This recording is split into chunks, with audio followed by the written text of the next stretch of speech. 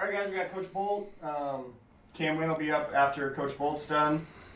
We'll start off with questions. Evan Bland. Morning, Will. Morning.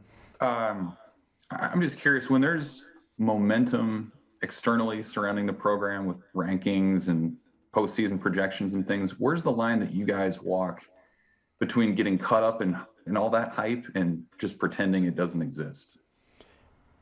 Yeah, I don't think there's really any way to pretend it doesn't exist. I think it's very tangible at this point where you're getting we're getting more people that are allowed to come to the stadium. So there's talk of getting 6,000 people at the games.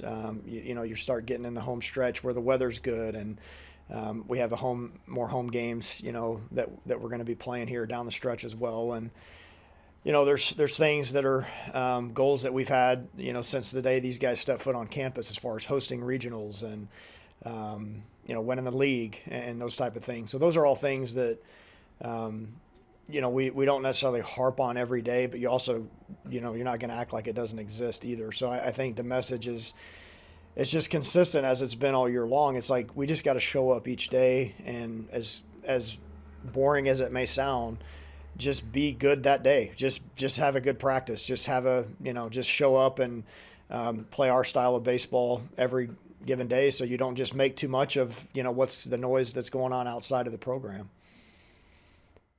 When you guys play a team on consecutive weekends like you are now with Rutgers coming up here, are you as a coach, do you have any considerations you keep in the back of your mind for this series looking ahead to next week, or do you just do what you do and worry about later when it comes?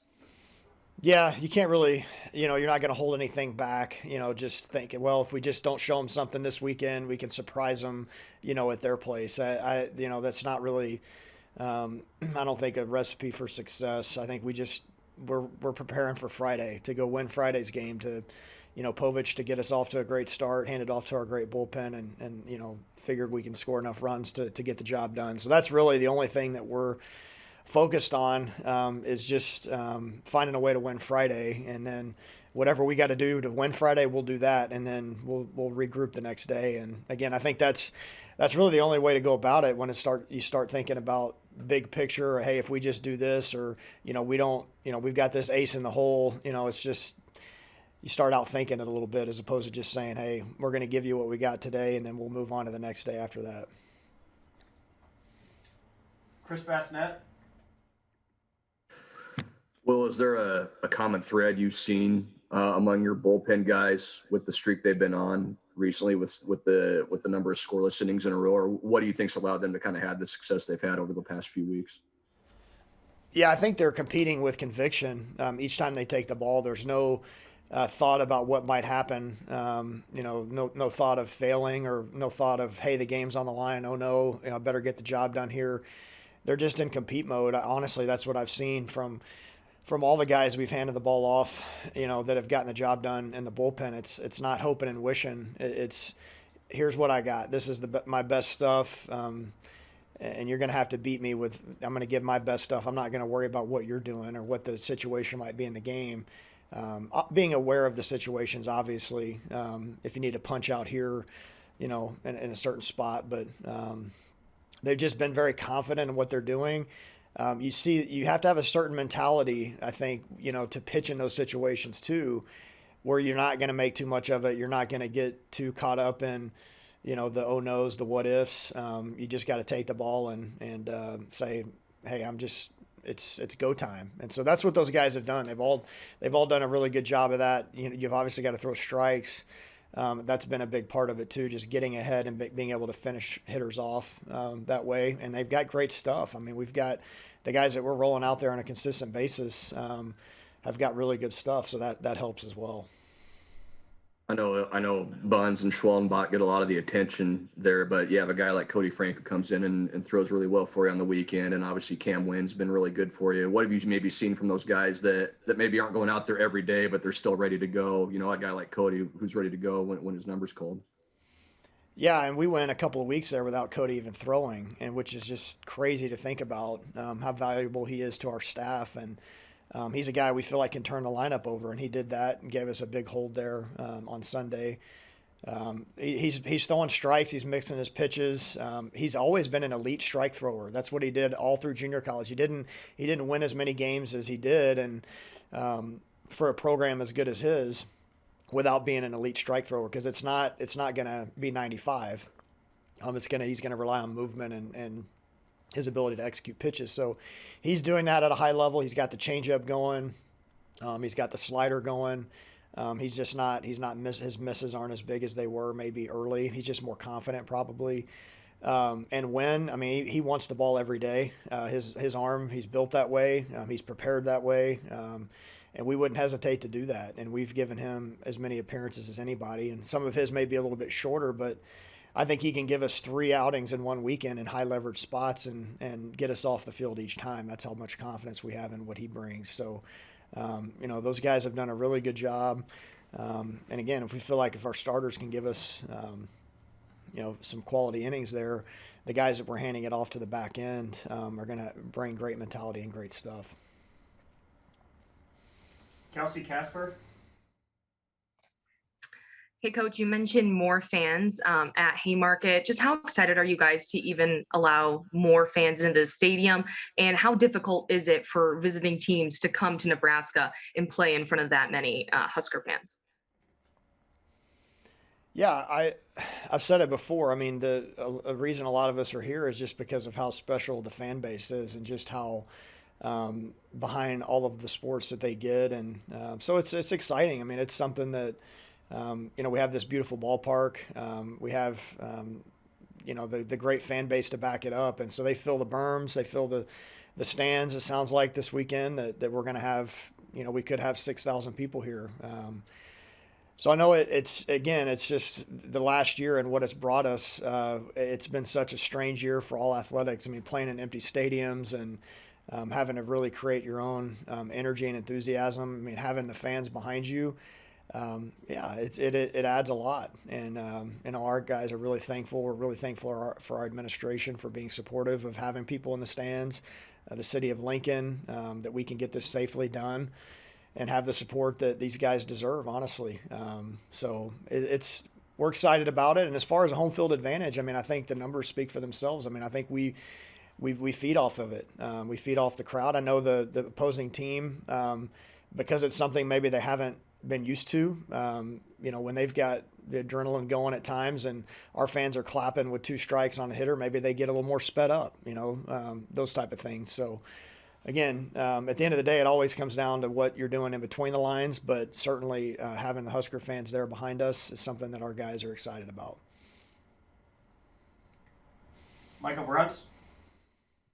Well, the guys that you've kind of leaned on your bullpen this year are new guys. I mean, aside from Spencer, I mean, is that, I guess, getting kind of veteran guys that come in and help you right away? Was that really a priority for you guys in the off season? And I mean, have they kind of been what you had hoped they would be?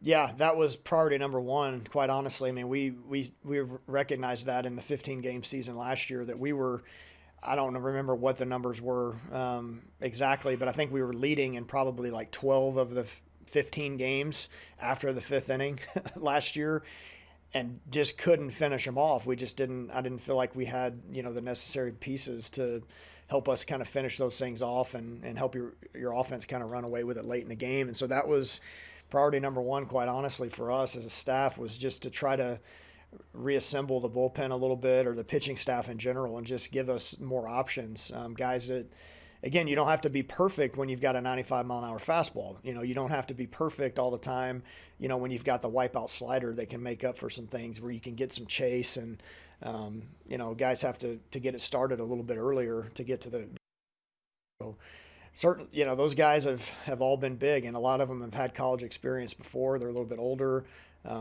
In Buns' case, he was coming off an injury, but we knew he was going to be great stuff. We didn't know he was going to be a bullpen guy necessarily, but his demeanor and his mindset has kind of thrived in that spot. And we knew Wynn was going to be a guy that's a high leverage guy with great stuff. That's, he's a senior in college by now. So he's seen a lot, been in the SEC, and, he stepped right in been great. And like you said, Frank, JC transfer there, and Spence pitching for the first time has obviously been huge. I mean, he's a guy that, at the end of the games, everybody feels pretty confident that the job's going to get done. So feel pretty good about how we've been able to finish the backside of games here.